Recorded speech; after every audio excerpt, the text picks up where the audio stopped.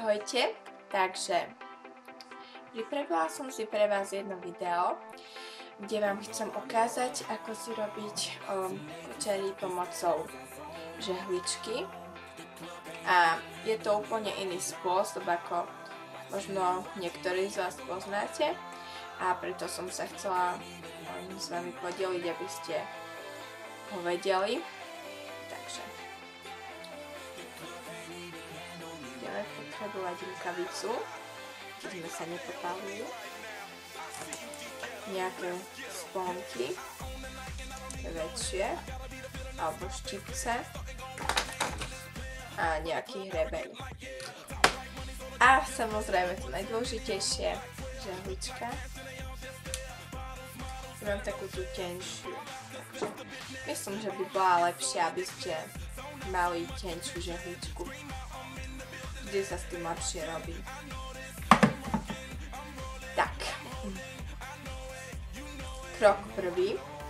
Zoberieme si napríklad niektoré časti vlasov, ktoré nechceme mať natočené, a takto si ich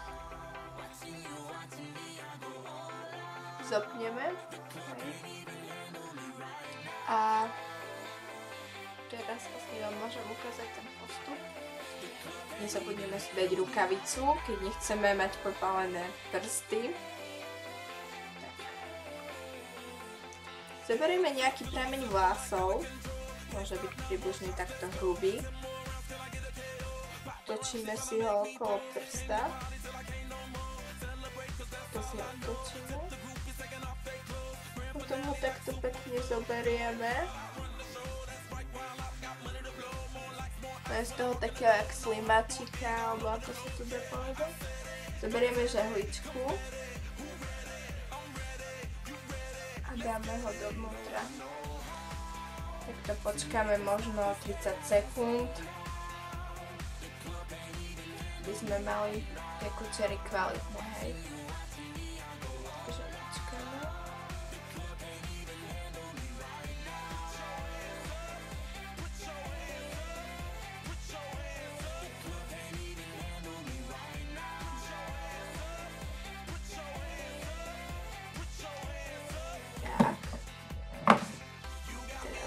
Môžeme vidieť, že mám také kučery.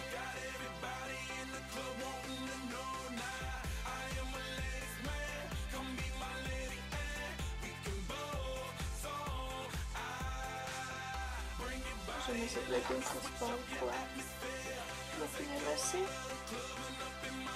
Ten tamý vlasok, ktorý mi vlastne robí.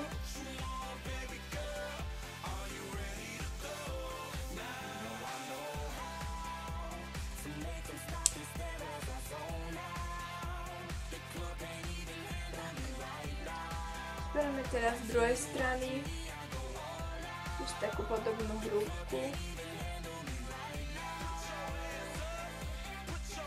aby to nebolo veľmi dlhé, veľmi hrubé a zase ani nie veľmi tenké. Si to otočíme, zoberieme žehličku, takto to medzi to dáme, počkáme takých 30-40 sekúnd, aby sme to mali potom dobre urobené, aby sa nám to potom nerozpadlo, tie kučery. Tak.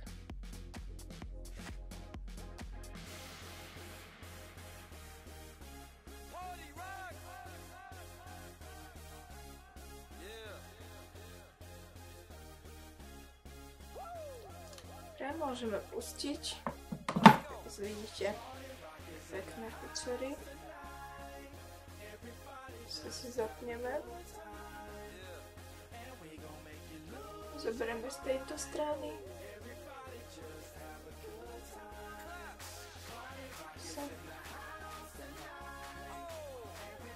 Točíme okolo prsta. Tak sa to zoberieme. Žehličku zoberieme a pritlačíme.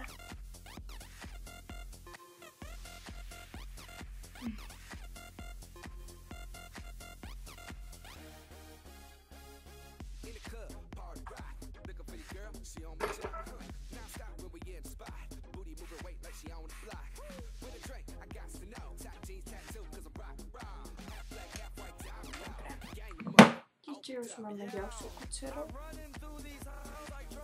To je taký.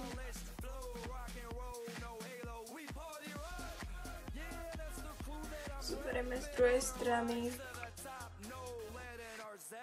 Zase to obtočíme okolo prsta. A zase to zoberieme.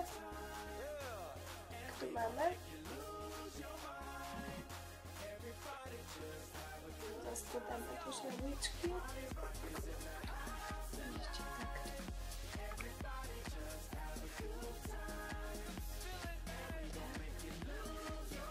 Tiež počkáme.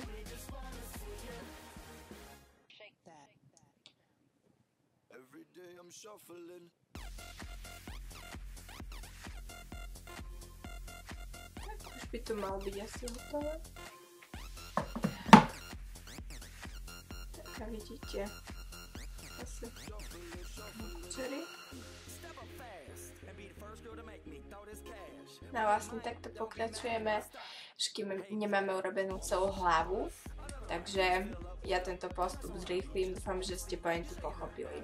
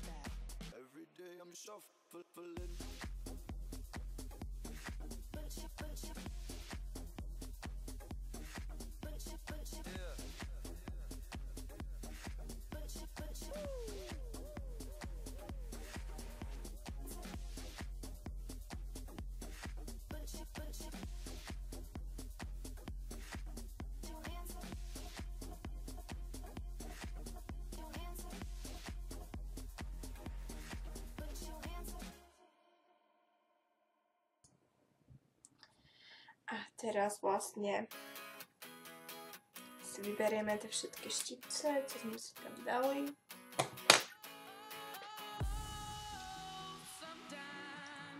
Všetky strany. Možno tú ofinu si takom zľahka prečešeme, aby sme nepokazili čer.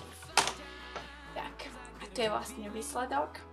Tak ďakujem za pozornosť, ďakujem, že ste nás sledovali a dúfam, že vám tento návod pomôže a že ho nejako využijete v budúcnosti. Dúfam, že to nebude na smrť, čo som tu teraz točila a každopádne ďakujem za sledovanosť. Ahoj!